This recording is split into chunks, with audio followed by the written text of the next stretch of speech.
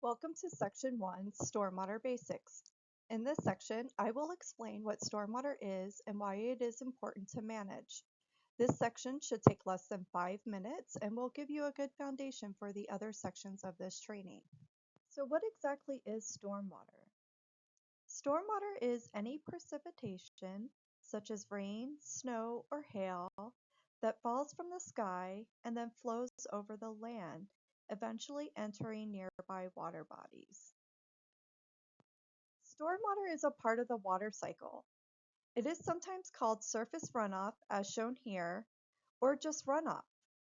Under natural conditions, stormwater or runoff will flow over the land and eventually either infiltrate into the ground to replenish groundwater, flow into surface water bodies such as streams or lakes, or evaporate into the air to condense into clouds and then fall again as precipitation.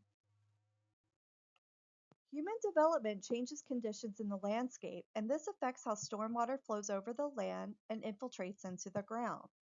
As shown in this figure, the left side has more vegetation, which allows more water to be infiltrated or soaked into the ground or be released back into the air through evapotranspiration. Evapotranspiration is a word that refers to two processes by which water is converted to gas and released into the air. Evaporation, or heating by the sun, and transpiration, which is like respiration for plants. Ultimately, this reduces the runoff generated on the surface. To the right, developed suburban and urban environments generate 3 to 5 times more stormwater or runoff respectively.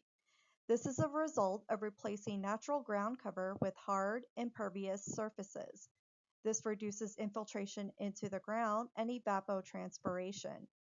Therefore, urbanized areas tend to have more stormwater to manage after rainfall. So how do we manage stormwater? We need to manage suburban and urban stormwater by mimicking natural conditions. We can do this by slowing the stormwater down, spreading it out, and allowing it to infiltrate into the ground. The common stormwater facilities that we will introduce later in this training implement these strategies. Because our region relies on groundwater as a drinking water source, it is also important to keep stormwater clean so that when it does infiltrate into the ground, it will not pollute our drinking water source. Stormwater can transport a variety of pollutants from cars, landscaping practices, pet waste, and other outdoor activities. While some stormwater facilities can help filter out pollutants, keeping stormwater clean is largely achieved by proper management of our garbage, chemical products, and pet waste.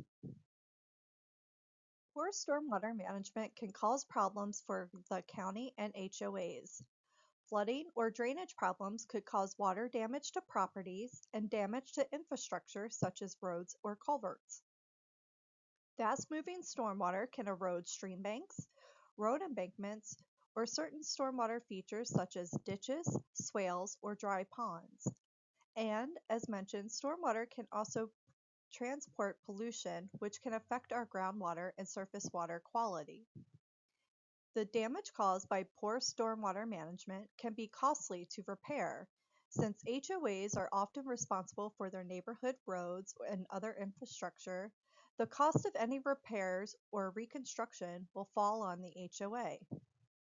In severe cases, if negligence of your stormwater infrastructure is found to have caused damage to properties outside of the HOA's neighborhood, there may be potential liabilities from impacted neighbors. That is why it is important to learn more about stormwater management and how to prevent damage from improperly maintained stormwater infrastructure.